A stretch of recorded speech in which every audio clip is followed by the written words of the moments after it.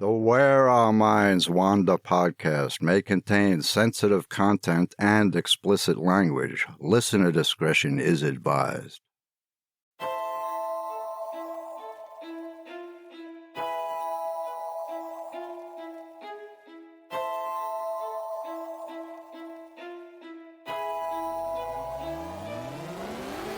Greetings, fellow wanderers, to the places our minds wander. The house at the end of the dirt road, where disembodied voices whisper and strange sounds make the living shiver. Where shadows lurk at the edge of the woods, just outside your back door. And mysterious lights speed beyond reason across the clear night sky. Odd events throughout time that lead you down the rabbit hole. I'm Wes. And I'm Beth. And this is Where Our Minds Wander. Hello and welcome to Where Our Minds Wander, all you fellow wanderers. Hello, everyone. Can you believe it's already mid-September? But do you know what that means? Yeah, I know what that means. My favorite holiday's around the corner.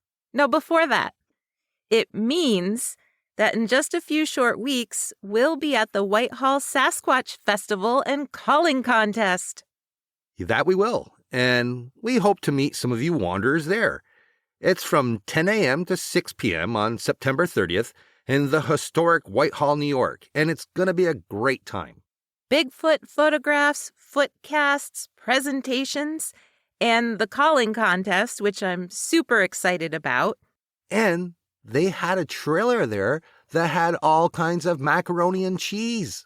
They did. People raved about the mac and cheese last year. I know. I didn't want to stand in line to get it because it was like literally probably 150 feet long. But friends of ours did, and they said it was delicious. I know. We should have just grabbed some spoons and see. Maybe we could have got a little sample dug in a little bit. They may not have been our friends anymore after that. Maybe not. So if you do attend, stop by our booth and say hi. Yeah, and if you can't make it, there are other ways you can say hi to us. You could follow us on Facebook, TikTok, or Twitter. But if you can make it to Whitehall on September 30th, that would be really cool. It would be awesome. It's a little town that's tucked in. It's just got everything you could possibly want. The leaves will be turning at that time. There's a huge mansion up on the hill that's incredible. I put pictures of it on Facebook a couple weeks ago because it's so cool looking. It is. It was so ominous. I can imagine the family at that time living in it, just looking down on everyone. Literally. Exactly. Well, like we said, we hope to see you there. And with that said, let's see where Beth's mind wandered for this episode. It went to Siberia. Wow. And not just because it was like 90 degrees all last week. My brain kind of goes to Siberia whenever I get one of those McDonald's ices, the Coke ones, you know, the ones I'm talking about? Yeah. And I suck on it a little too hard. Oh, my freaking God, brain freeze. This is a little different. This is more about fire than ice, believe it or not. At 7 a.m. on June 30th, 1908, the sky over Tunguska, Siberia glowed red as though the world was on fire. An unseen massive explosion sent fireballs raining down on the forests and small towns, igniting the earth into an instant blaze. The ground trembled as a sudden shockwave flattened 80 million trees in a radial pattern that stretched 800 square miles. Deer flew into the air, the shockwave hurling their bodies like rag dolls. Thousands of reindeer perished instantly. Oh my God, that had to be quite the sight. Those poor reindeer? I know. Rudolph. Well, he can fly now. Oh, that's awful. We just made kids cry. That's not cool. Just 35 miles away from Ground Zero, the shock wave shattered windows, and one man sitting on his front porch was hurled out of his chair. The air was so hot he thought his clothing had caught fire. He said the sky seemed to split in two, half of it filled with fire, before a massive bang made the earth tremble and hundreds of flaming rocks pelted the ground. The shock wave registered as far away as England, and their sunsets glowed with strange colors for days. For weeks, people in Asia claimed they could read newspapers outdoors in the middle of the night because the sky was lit up. That's incredible. It's incredible. Scientists estimated that the energy released by the unknown blast was 185 times greater than the atomic bomb that was dropped on Hiroshima almost 40 years later. The blast, whatever it was, left no crater. In Europe and in the U.S., people who heard about the Tunguska event whispered behind closed doors, "What had Nikola Tesla done?" It's true that in those first few months after news of the incident in Siberia, people blamed the innovative, ahead-of-his-time inventor Tesla. It was no secret that he had been testing several devices that people believed could do such things. The New York Times ran an article written by Tesla on March 19, 1907, in which he discussed his dirigible wireless torpedo.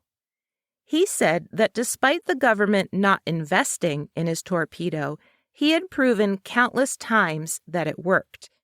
He ended his article by writing, quote, "As to projecting wave energy to any particular region of the globe, I have given a clear description of the means in technical publications. Not only can this be done by the means of my devices, but the spot at which the desired effect is to be produced can be calculated very closely, assuming the accepted terrestrial measurements to be correct. This, of course, is not the case. Up to this day, we do not know a diameter of the globe within 1,000 feet. My wireless plant will enable me to determine it within 50 feet or less." End quote. I love how he kind of gave a little jab. That he did. People who feared Tesla's inventions wondered if he had gone ahead and tested an airborne version of his wireless torpedo, and that he'd missed his mark, hitting Tunguska instead. But if that were true, what was his intended mark? Newspapers were quick to jump on this ridiculous rumor. Tesla had been trying to contact a friend of his who just happened to be exploring the Arctic. That makes no sense. Now, the timing does match up between the date of the Tunguska event and Tesla testing his projective wave energy devices. The press, always eager to give things snazzy nicknames, called one of his devices the Death Ray. It was capable of creating microscopic beams of energy that sometimes exploded into fireballs or ball lightning. But the idea that one of Tesla's experiments actually caused an 800-mile radius of forest to be flattened in Siberia is just too far-fetched. There was zero evidence that Tesla had anything to do with it. Zero. Tunguska was so remote that scientific expeditions didn't make it there until 1927. 6 years earlier, an expedition had tried, but had to call off their endeavor due to extreme weather. But in 1927, the chief curator for meteorite collection of the St. Petersburg Museum finally made it there. The curator, Leonid Kulik, found the native Ket people difficult to talk to, not because of a language barrier, but because they firmly believed that the sky of fire had been caused by the god Agdi, who was showing his anger by destroying their land. But eventually, Kulik and members of at least 40 expeditions after him were able to get the Ket people to explain what they'd seen, and they were able to record some pretty interesting data. First, the Ket people said that the sky was strangely bright the entire night before the blast. Then they witnessed a very bright fireball coming from the west. The shock wave did lift up animals and fling them like rag dolls. A large number of reindeer, which they depended on, had perished, and hundreds of thousands of trees were instantly uprooted and knocked over, all facing east. What's amazing to me is it didn't just knock the trees over. They were pulled up completely by the roots and then knocked over. Yeah, it's really incredible. It's bizarre. But like I mentioned before, the blast left no evidence of any sort of crater. It flattened 80 million trees into a perfect radial pattern, and the blast zone covered 800 square miles. It's almost like a tornado that didn't touch down. Yeah. I mean, it was confined to the air. Nothing ever struck the earth. Right, because there's no crater at all. Yeah. Bizarre. So if the Tesla death ray explanation is ridiculous, and if scientists discounted that it was the god Agdi, what caused the Tunguska event? In more recent years, some people have proposed that the blast was caused by a UFO crash, even though there was no sign of impact. Others have suggested that a black hole somehow managed to tunnel through the Earth. However, if one had, it would have come back out through the Atlantic Ocean. Most mainstream scientists believed that the Tunguska event was caused by some sort of celestial body crashing into the Earth. And although that makes a lot of sense, scientists couldn't agree on what kind of celestial body it could have been. First, there was the theory that it was an icy comet. If it was, then the ice would have heated up as it passed through Earth's atmosphere and then exploded in midair. Well, that makes sense. It does. That would flatten trees, and it would explain the no-impact crater. But it doesn't explain the literal fire in the sky or the fireballs that fell to the Earth. So, what about a meteorite crashing into the Earth? First, they point out that the bright evening sky and strange sunsets in Asia and Europe were most likely caused by meteoric dust thrown out into the atmosphere after the meteorite hit Siberia. But that doesn't explain the bright light the Ket people observed the entire night before the explosion, or, again, that non-existent crater. So, what about an asteroid that came close to hitting the Earth but didn't? Picture a 220 million pound asteroid entering our atmosphere while traveling at 33,500 miles per hour. It would heat the surrounding air to a terrifying 44,500 degrees. What if, when it got to about 28,000 feet above Siberia, the pressure made the asteroid explode? That would cause some fireballs and a shock wave for sure. It could also cause some of the nanodiamonds and other metallic debris found in Tunguska soil samples. The only problem is there are so few samples that haven't been contaminated by other natural minerals in the soil that figuring out what kind of asteroid it was is still impossible, or if that's really what it even was. Professor Daniel Krennikov and a team of colleagues from the Siberian Federal University say that that is exactly what it was. And their scenario is even scarier than the one I proposed a few minutes ago. In a recent paper, they hypothesized that an iron core asteroid the size of a football stadium barely grazed Earth's upper atmosphere, a mere 300 miles above the Earth's surface. It is terrifying to think about, and it could happen at any time. It's terrifying. 300 miles above the Earth's surface. That's not very far. No, that's not.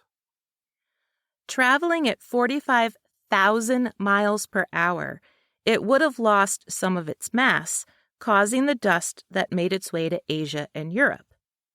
Even barely grazing our atmosphere, it would cause a massive shockwave that would have felled trees, shattered windows, and dropped fireballs. But it just kept speeding along, skimming the surface of the atmosphere before it sailed along on its merry way. It sounds plausible, but not everyone in the scientific community agrees. Los Alamos National Laboratory physicist Mark Boslow believes that if an asteroid did skim our atmosphere without blowing up, the resulting shockwave wouldn't have caused such a powerful sonic boom. Plus, the radial pattern of the felled trees just doesn't make sense. They clearly indicate that something did explode relatively close to the ground in order to cause a blast pattern like that. One researcher who believes that the asteroid did blow up is Luca Gasparini from the University of Bologna. He and his research team proposed back in 2007 that Lake Chico was formed by an impact crater. The lake is oddly deep for that region. Gasparini also points out that prior to 1908, there's no record of the lake existing. That's odd. It is, except skeptics argue that Siberia was widely unexplored or charted, because the first research team didn't make it there until 20 years after the Tunguska Event. So the lake could have been there prior to 1908, even if it wasn't on any maps. In 2008, University of Bonn astrophysicist Wolfgang Kund proposed a very different theory. He said perhaps the explosion didn't come from the sky at all, but from underground. He said that massive amounts of kimberlite, a volcanic rock that contains diamonds, could have built up enough underground gas and erupted up through the earth. It would explain the radial pattern of uprooted trees and the nanodiamonds in the surrounding soil. Yeah, but what about the glow that they saw in the sky prior to that? And all the fireballs coming down. Yeah, it doesn't explain everything. The thing is, none of the theories seem to explain everything. So could it have been two separate events at the exact same time? 115 years later, the Tunguska Event is still a mystery. But I'm pretty sure we shouldn't blame Nikola Tesla. You never know if he had something to do with it. I highly doubt it. I know. Just the rumor going around that he was trying to get a hold of a friend of his.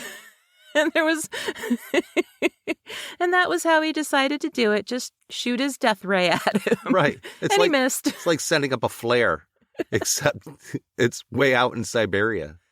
Boom. Yeah. Do you hear me now? It's so messed up. I mean, it could have been two things happening at the same time, perhaps? Yeah, that's what my thought was. I mean, I didn't find any research to back up my own personal theory. But the other interesting thing about it, which I think is fantastic, is that there were no human deaths related to the event. No humans were killed. That is odd. I mean, it certainly did a number on those poor reindeer. It did. That is truly strange. And they're still working on this, trying to find out? Yeah. Yeah. I mean, it's said to be like the biggest mystery in all of meteorite research in history. Really? I've never heard of it. Yeah. Up until now. I know. That's my job. Awesome story, dear. Thank you. Hey, did you know? The next time a friend of yours has had too much to drink, you could always use one of Benjamin Franklin's euphemisms to describe his inebriation. For example, you could say, he sees the bears. Or, he's been too free with the creature. He's eat a toad and a half for breakfast. He clips the kings of English. He's eat the coconut. Eat the coconut. He's lost his rudder. His shoe pinches him. He's like a rat in trouble. He's raised his monuments. Or he's got on his little hat. Who'da thunk it? So where did your mind wander this week? Well, let's just put it this way. Patrons at the Barnstable Restaurant and Tavern on Route 6A were pleasantly amused when a man in a colonial-era costume walked past their table carrying a tray full of beer tankards. They kept their eyes on him as he disappeared from view, and then, when a different server in a costume from the same era appeared with yet another tray, they thought it was pretty cool. Later on, they commented to the modernly dressed waitstaff that they really liked the reenactors, but they were met with some confused stares. You guessed it, there weren't any reenactors in the restaurant at all. The Barnstable House on Cape Cod was originally built out of a single tree in 1716. James Paine deliberately built the house over a natural spring, so his family had constant access to fresh water. The 3-story, white colonial-style house had the usual setup for the time period, with common rooms on the first floor. The bedrooms were all on the second floor, and the spacious 3rd-story attic with its 2 dormers was used for storage. Now, we don't have a lot of information about James Paine, but we do know that his grandson, Robert Paine, signed the Declaration of Independence. When James died, he willed half of the house and half of the property to his wife Bethia. The other half of the house and property went to other relatives. All in all, the Barnstable House isn't any more or less interesting than any other historic home on Cape Cod, except Barnstable House has a nickname, the House of 11 Ghosts. The colonial-era waitstaff aren't the only spirits to call Barnstable House their forever home. It's believed that 4 or 5-year-old Lucy is one spirit who has stuck around. Staff believed she was the daughter of James and Bethia Paine, and she drowned in the stream beneath the house while trying to retrieve a ball. Bethia apparently was never the same after the death of her child. Lucy often appeared to both guests and staff at the Barnstable House when it was a restaurant. Lucy was known to be mischievous and scare people as often as she could, or she would pester staff hoping somebody would play with her. She would be seen skipping outside the house, chasing a ball, and then she'd just vanish. The rumor is that she pestered one of the staff members so much that the staff member told her to angrily stop. Her apparition pouted, then disappeared. Her ghost wasn't seen again for many years after. But Bethia, her mother, could still be heard quite often humming to herself from the blue room. A rocking chair in the room was often caught rocking by itself, as if Bethia was still waiting for her child to come home. During the Revolutionary War, the Barnstable House was owned by Edmund Howes. Howes was quite wealthy, but he lost his entire fortune when his money, which was all in continental currency, became completely worthless. In his despair, he hung himself from a tree on the property. To this day, people walking by the Barnstable House swear they've seen a fine gentleman pacing by the attic windows, or they see him standing in one of the attic windows, staring out at the night. After Howe's death, the Barnstable House was purchased by Dr. Samuel Savage in 1799. People didn't seem to like him very much, or at the very least, they found him very odd. He was known to climb up on a huge rock outside his home and shout at passing stagecoaches, "I am a physician and a surgeon." They said he shouted like a priest from a pulpit. He held seances in his home, and rumors spread amongst the locals that he used his fireplaces for practicing the dark arts. His granddaughter married Herman Melville, and some historians think Melville wrote parts of Moby Dick while he was staying in the house. You know, how we like to insert little details that are sort of related. Yes, we do. Well, a scallop-topped Chippendale table belonging to the Savage family was sold by Christie's auction for $30,000 in 2018.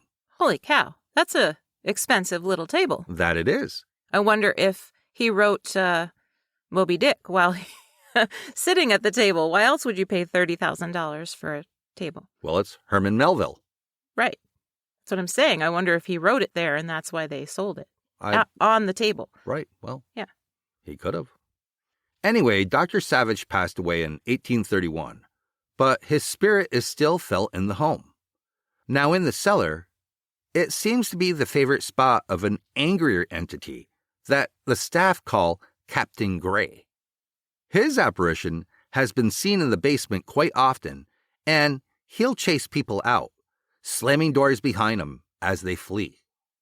Now, they also hear doors slamming in the other parts of the house, and the staff often says, "There's Captain Gray again." It could have possibly been Captain Gray who scared Derek Bartlett, the founder of the Cape and Islands Paranormal Research Society.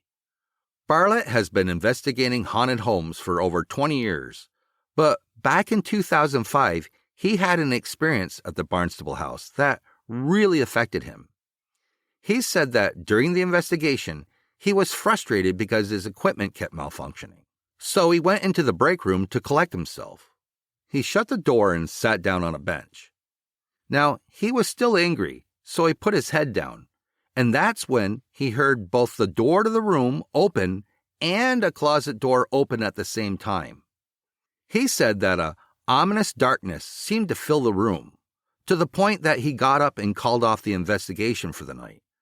And it was the only time he has ever called off one because it felt unsafe. But let's back up to the 1970s. The Barnstable House was vacant for a brief time, and there are two versions of how a fire started in the empty house. Maybe the truth is a mixture of both. In one version, firemen got a call that there was smoke coming from the attic. When they arrived on scene, they clearly saw a woman standing in the attic window, looking down at them. They entered the house and immediately went up to the attic, where there was a small fire, but no woman. As the firemen went to leave, they saw the same woman yet again. Only this time, she was down in the front yard, almost floating across the grass. Now, in the second version, when firemen entered the vacant home, a woman appeared in a white dress. As they searched for any signs of fire, she asked them numerous strange questions. Eventually, they told her to leave the premises, and she literally floated out of the house. Nowadays, the Barnstable House is used as office space for various businesses, but the specters have stayed around. A lawyer whose office is in the former dining room has had several encounters with who he believes is a former servant. One time, as he was working at his desk, he saw the door latch lift by itself and the door opened wide. A woman walked into the room, but she was opaque and clearly not a living person. He said that she carried a hatchet in her hand and that he had the distinct impression from her clothing and the hatchet that she was on her way to butcher a chicken for dinner. On another occasion, he swore he saw her churning butter next to the fireplace. Maybe she was the same entity who often lit the tallow candles the Barnstable House still used when it was an inn, several decades before. Staff would enter rooms to find candles burning that they had definitely not lit themselves. The Barnstable House is full of ghostly characters, from former owners to house servants, some playful and some cranky. But I guess that's what you'd expect from a house that's over 307 years old. That's old. That is old. That's really old. So, if you'd like to investigate the Barnstable House yourself, they do offer private appointments, and you can do that. That's cool. I remember when I was in college, I did summer theater in Barnstable. I know I make myself sound so important. I did summer theater. Not really. My dad got me a part in a play. Don't ask. It's a long story. Well, I knew you did theater. But also, I mean, you've lived all over the world. You've traveled everywhere. I mean, anywhere you could possibly want to go, you've been. And even in the United States. So I always learn something new. It just never ceases to amaze me, all the places that I've been to? Yeah. Oh, well, thanks, I think. No, I made myself sound hoity-toity, and I didn't mean it like that. But anyway, I did some theater on Cape Cod in Barnstable, and I'm pretty sure I drove by the now I can't say it, the Barnstable House quite often and just didn't know that it was a haunted place. And that's so sad, because look what you missed out on. Well, you're saying, I've been all over the place, but that's the thing with me is that when I went to all these places, I didn't know how cool and haunted a lot of them were. Yeah, you never really delved into the paranormal back then. I didn't because I was terrified of it. Right. So now I look back and I go, oh my gosh, I was there and I didn't know. So, well, perhaps put that one on our bucket list too. Yeah, why not? I mean, when we retire, well, both of us retire together, well, then we can go anywhere we want. We can. I look forward to it. Me too. So, if you'd like to know more about our stories tonight, you can always look at our show notes. We have all of our sources there where we got our information, and you can learn more than what we shared. Yeah, because really to go into all of it, you could probably do a week's full of episodes just on one place. Oh, yeah. I could have done an episode per theory about the Tunguska event for sure. So we try to put it down into a nutshell to get you the best information that we can within a short amount of time. But go ahead and check it out. I was going to say, we show you the tippy top of the rabbit hole. We don't push you all the way down. You have to do that for yourself. That's true. Well, with that said, that about wraps it up for this episode, all you fellow wanderers. Join us again next week for an all-new episode of Where Our Minds Wander. See you soon.